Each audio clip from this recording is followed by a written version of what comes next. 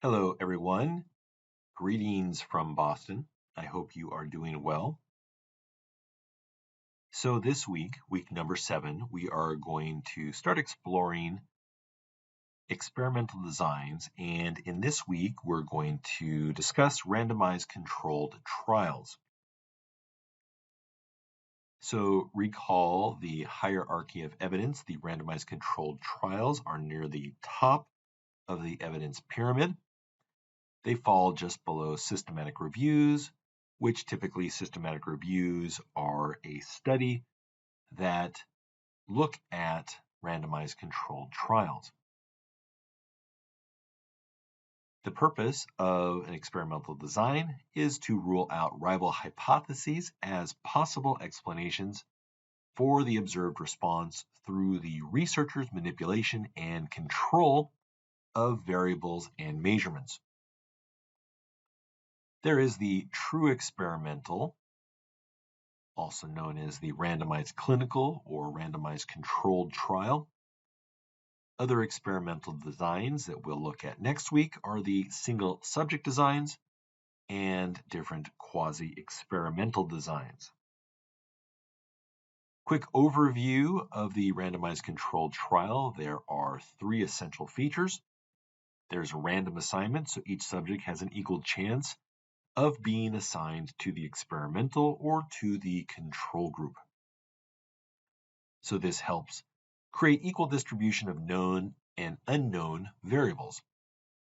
There is the control group or the comparison group, and the researcher has control of independent variables. Those independent variables being the variables that you manipulate or control. Group design types, there is the pre-test, post-test group design, which we're going to be focusing on today. There's also a post-test group only design. Here is a figure illustrating the randomized controlled trial design. In this design here, you see random assignment. At baseline, there are measurements that are performed, so pre-tests are done. Intervention is performed, and then post-testing occurs to see if there were differences between the groups. Here is what a post-test only control group design looks like. There are no pre-test measurements. The intervention is performed, and then you look for differences between the groups. So, what does the differences between groups mean, though? This is not a common study design. I bet none of you will come across this as you work on your different papers for this class or your dissertation. I haven't seen any post-test studies in my 25 years as a physical therapist. Doesn't mean they don't exist, just not that common. So going to the textbook, I had to go to my research methods textbook to find an example. And in this particular example, a study was designed to test the hypothesis that high-risk patients undergoing elective hip and knee arthroplasty would incur less total cost and a shorter length of stay if inpatient rehab began on postoperative day 3 rather than day 7. So there were 86 patients over the age of 70 who were randomly assigned to begin rehab on either day 3 or day 7. There were 2 outcome measures of interest: the total length of stay and the cost related to orthopedic and rehab admission. Again, we're going to focus on randomized controlled trials. As you review your papers, there will be a discussion of either random sampling, and for sure there'll be a discussion of random assignment. What's the difference? Well, random sampling, you have a very large population in which you get a sample. And from that sample, then, you would do random assignment into a control group or into a treatment group. Again, the feature of the random assignment is that eligible participants, they have an equal chance to be allocated to either the intervention group, aka the treatment group in this case, or the control group. Again, just to highlight, probably the majority of the papers are going to just say that there was random assignment. Maybe the patients came to the surgeon's office, or because they have a particular diagnosis, they were seen by a particular specialist, maybe someplace like at OHSU where they do a lot of clinical research, or maybe like at Providence. Providence does some things like that. So major centers. And so they've got their particular sample, and from there they might randomize them into one of two groups. Now, just going to discuss some other randomization types. You may or may not see these. And if so, as you look at that, does it make sense, or does it affect your ability to, or do you have a negative critique of that? So block randomization, with this here, it's used to maintain a balance between the intervention group and the control group so that numbers are not too dissimilar. There is something that looks similar to block randomization, that's stratified random sampling. This involves identifying relevant population characteristics and partitioning members of a population into homogeneous, non-overlapping subsets based upon these characteristics. So you can kind of see that in this particular picture here, where you've got people 1 through 12. They have one particular characteristic or set of features to them. People 2 through 6, 7 through 11, and 3 through 9 all have different features. And then from that population, a sample is generated. Proportional stratified sampling. This is where you have an accessible population. In this particular case, a group of 1,000 college-aged individuals, and you want a sample of 100. So from each group, you'd select a proportional sample of the population. So you would get 30 freshmen, 30 sophomores, 20 juniors, and 20 seniors. There is cluster randomization. This is used when randomization of individual participants is not feasible or practical. And so you get clusters. These clusters could be clinics, hospitals, or geographic locations. And these are used as the units for allocation into intervention or control groups. Also be aware that there is non-probability forms of sampling, because sometimes it can be difficult to obtain a true sample. So researchers can then use non-probability samples. There exists the then probability that some segment of the population will be disproportionately represented. More than likely, the most common one you would see would be convenience sampling.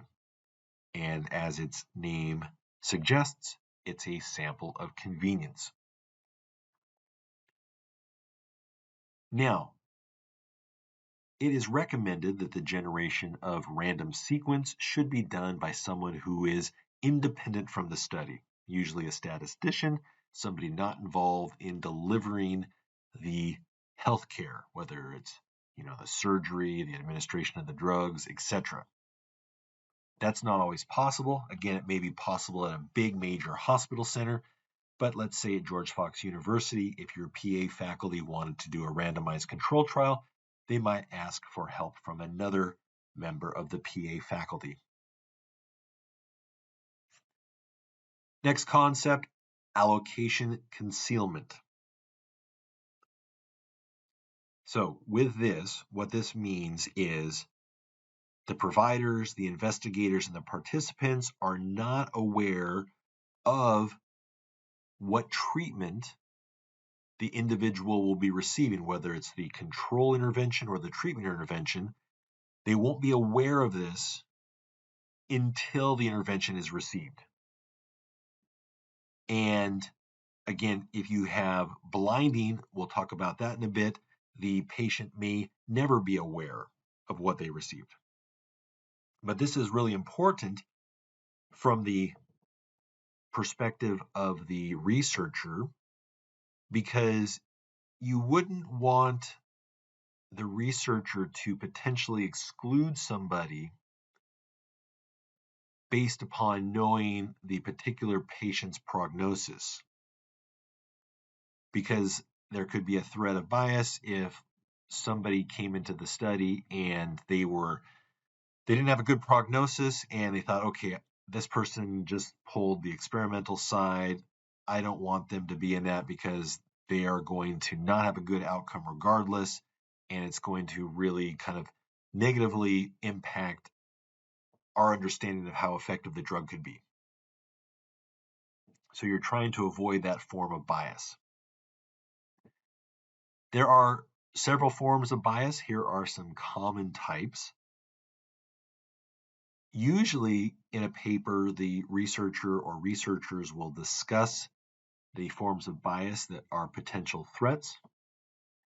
And if you're interested in learning about these, instead of us going over them one by one, you can go ahead and Google them.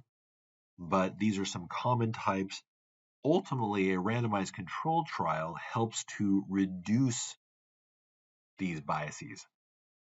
And again, a bias is anything that prevents the unprejudiced consideration of a question. Or in other words, it affects our ability to have full confidence in the findings of the study. Blinding, our next concept here. A single-blinded study, the participant is blinded to group assignment. In a double-blinded study, you have the participants blinded and you have the investigator blinded. When possible, it's recommended to do a double-blind study, but you can appreciate how that is not always possible. Here is a study protocol describing a single versus double hamstring tendon graft for those individuals who are undergoing an anterior cruciate ligament reconstruction. Well, it would be easy to blind the patient population. They aren't going to know which hamstring tendon graft is put into their knee, but it'd be impossible to blind the surgeon. Probably the most common way that double blinding occurs is in the study of pharmaceuticals, because you can keep the individuals who are giving out the medication blinded to which medication they are giving to the patient. Now, blinding in a randomized controlled trial isn't always possible. So in this particular study that we did, we had subjects either utilize blood flow restriction for their upper extremity or not.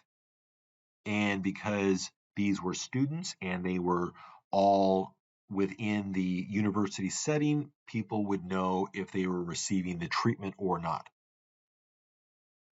In addition, you could not blind the investigators who were providing the treatment. So a trial without blinding is an open label RCT. So the next concept of the conduct of the study. A randomized controlled trial can be conducted at a single site or multiple sites.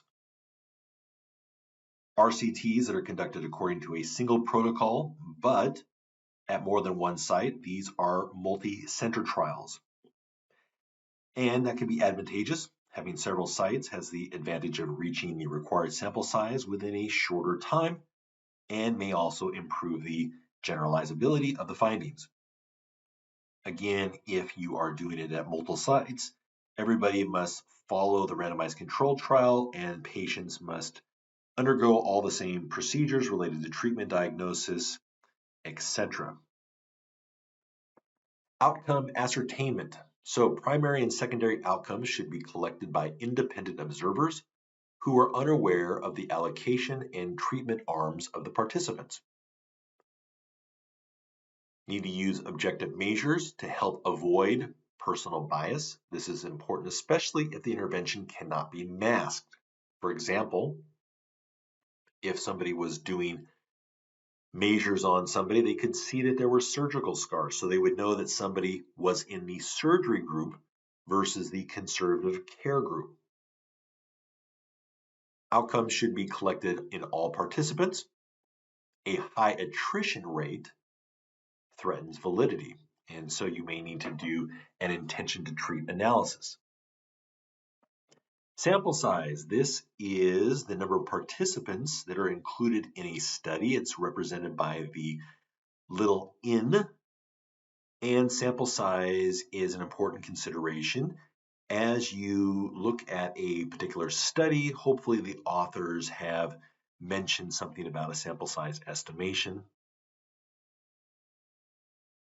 Now, another concept to be aware of is the effect size. The effect size is how meaningful the relationship between variables is or the difference between the groups. A common measure of effect size is the Cohen's d.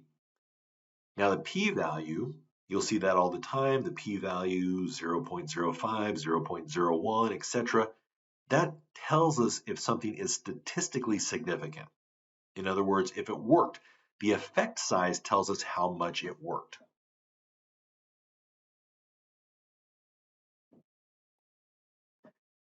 So this is some information illustrating Cohen's d. A small effect size is represented by a 0.2, a medium effect size 0.5, and a large effect size of 0.8.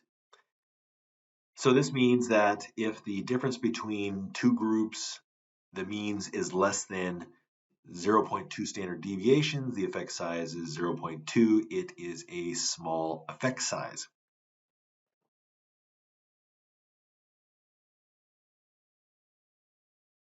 Now, the inclusion of too few of patients, or maybe another way of saying that, not having enough patients in one's study increases the risk that a significant treatment benefit will not be shown even if such an effect exists. This is considered a type 2 error. And so what that's illustrating there is study findings. The findings were negative, but in reality, had you had a large enough sample size, it could have been positive. So this gets into statistical theory. That's considered a type 2 error. It's a false negative. The negative findings is false or incorrect. Now, for sample size, what to look for when reading the paper, do the authors report an a priori sample size calculation? Sometimes you'll see that, sometimes you won't. Sometimes you'll see maybe in a surgical paper, the surgeons will state something that we had 78 patients in this group and 83 in that group, and there's nothing reported. And maybe they found that the experimental group did better, etc., etc. There sometimes, because of journal spacing, isn't pushback, maybe also because it might take a lot of patience to be able to do a study like that. Anyways, you'll see that sometimes in physician-based papers, you may not see that a priori sample size presented. Now, if so, they might say something to the effect that we utilized G-power or we utilized SPSS to help determine a minimum sample size of X was required to determine statistical significance. Another way they might do things is to base their sample size on previously reported research. And then you got to go to the previously reported research. Did they find something statistically significant? And did they do a priori sample size estimation?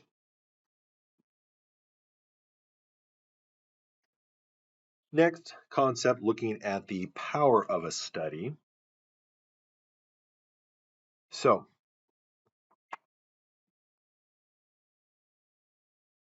if there is a significant difference in the primary outcome between two groups, one often concludes that the difference is likely to be due to the intervention.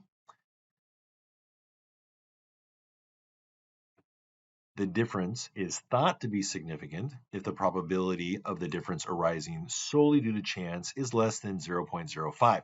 So you're looking for that p-value. That is the well-known probability p-value or arbitrary cutoff, where we're basically saying that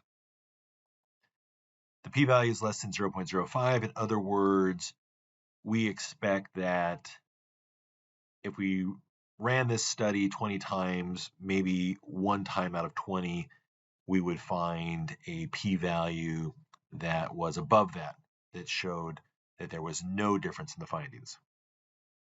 So we're saying statistically the chance of a difference will be found even if there is no real difference, and that's at the 0.05 level. Does that make sense? I guess the better way of putting that is we're confident 95% of the time that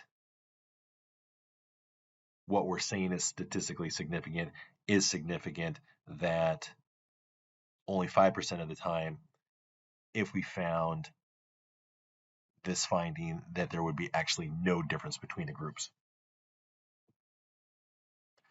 So that gets us into, again, looking at type 1 and type 2 errors. Now, we talked about the type 2 error previously.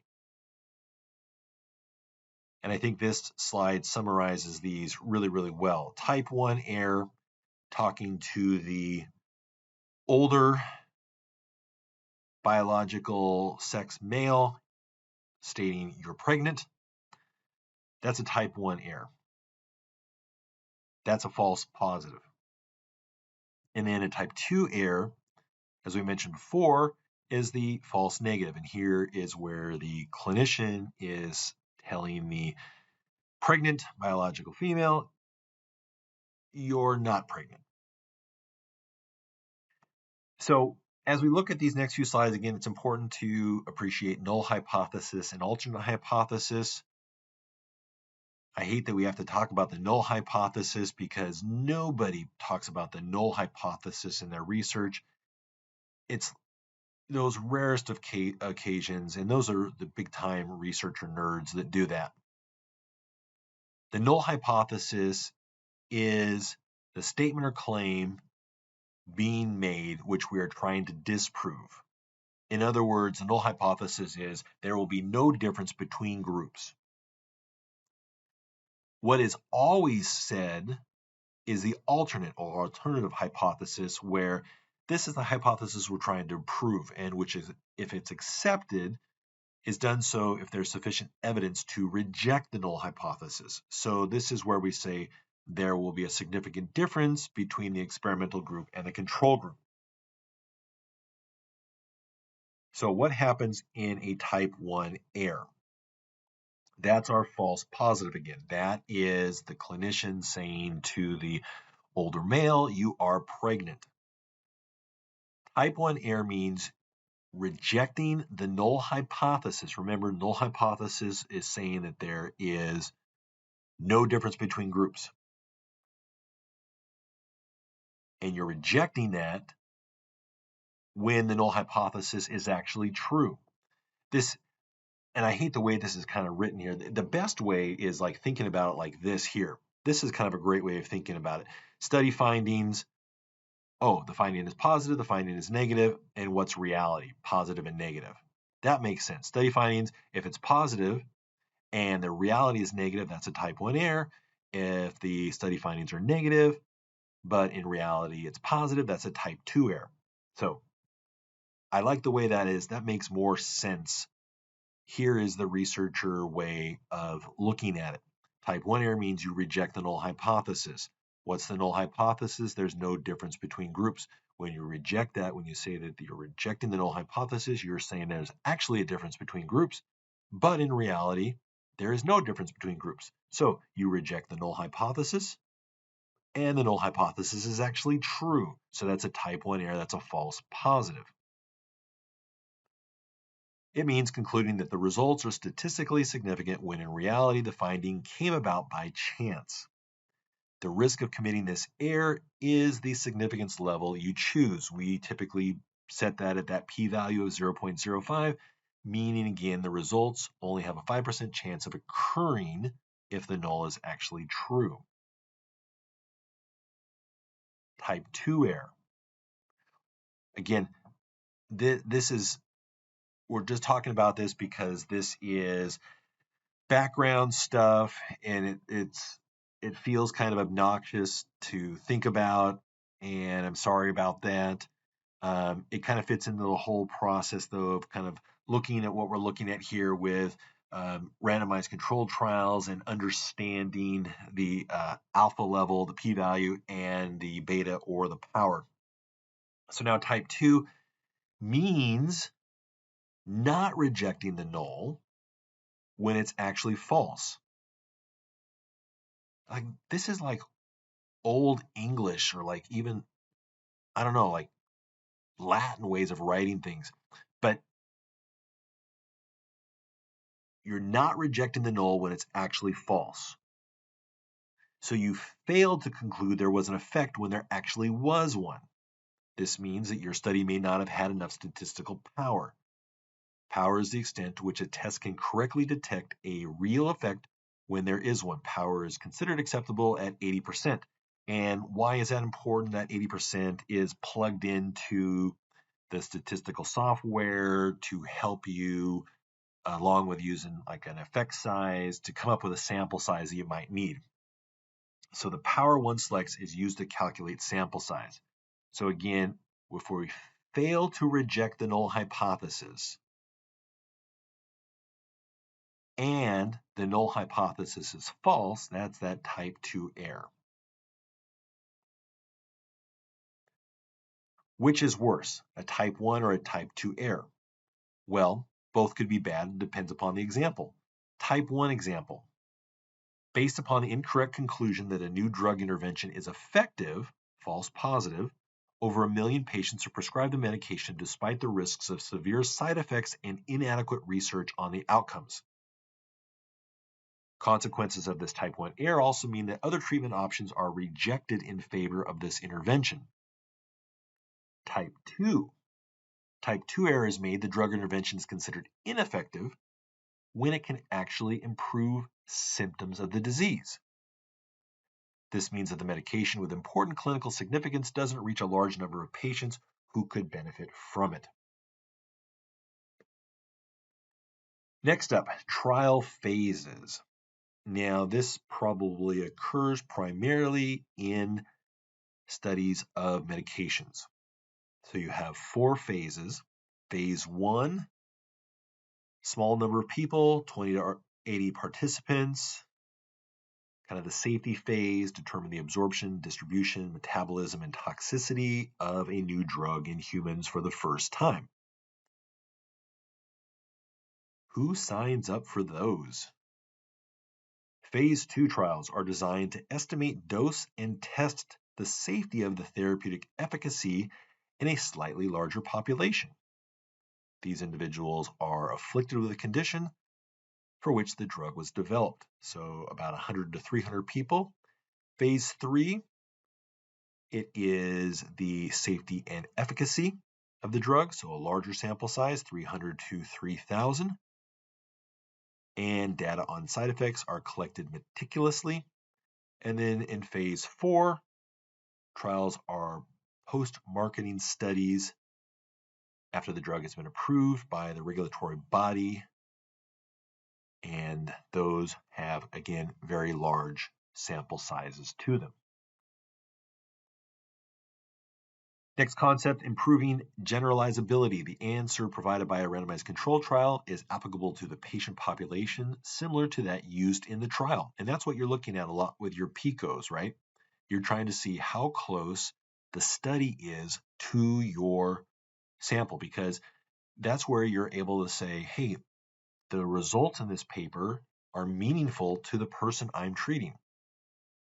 Now, extrapolating to other patients is not strictly valid, because you'll see in the inclusion and exclusion criteria, maybe a particular treatment, they've excluded people that have had TBI, cancer, heart disease, etc. Well, when you start looking at the human population, a lot of people have comorbidities. And so sometimes people want to see that a treatment works and they try to have it focused on a group that they think it'll work on. But unfortunately, we don't always know if that will uphold when we get more complicated patients involved. Ideally, you want to have a large inclusion criteria, have it as wide as possible, because that'll help the generalizability. And the study should potentially be reproducible in a clinical setting. For example, some things in the physical therapy world are done in a motion capture lab. And that's great, but how can a clinician do that in an outpatient setting that doesn't have a $500,000 lab available to them? Are there ways that that treatment can be done a different way? Interim analysis. So, another concept related to randomized controlled trials. Have you ever heard those situations on the news where they say a trial was stopped because the outcomes were so good, or a trial was stopped because the outcomes were so bad? So, an interim analysis, this is done by an independent statistician to see how things are going. And if an interim analysis is done, it should be written up a priori or ahead of time to discuss when it's going to be done, how it's going to be done, and that needs to be reviewed by the review board. Ethical considerations. Is it ethical to do a randomized controlled trial if there's already a good treatment? So you wouldn't want to, if there's a good treatment already, not have that treatment be an option. And you want to make sure that that treatment really has a good clinical rationale as to why it could be better. So you've got to have good ethical consideration for what you're doing. Also, is the treatment safe? Does the treatment good potentially outweigh the harm? Studies definitely need to go through an internal review board process to address these questions. All right, your homework for this week. You can choose a randomized controlled trial of your choice. Now, for many of you, this may be easy. You may already have access to some. For others, your particular PICO may not have lent itself to randomized controlled trials. If that's the case, find something of interest to you. I want you to read the article and review it using the CEBM RCT Therapy Study Guide Critical Appraisal Tool. This is, again, online in this week's module. What I'd like you to submit by Sunday, February 25th at midnight is the PDF of the article and highlight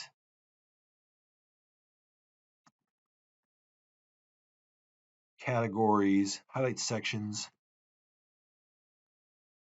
related to categories 1 through 3. And so highlight it, resave the PDF, send that to me, but also send me a Word document describing sections 1 through 3, providing your critique. Also describe the outcomes of the study. Was the finding statistically significant? If so, was an effect size reported? And what was the effect size? And finally, would the study help you to make a clinical decision? So just submit that to my email. And if you have any questions about the assignment, please reach out. Have a great week.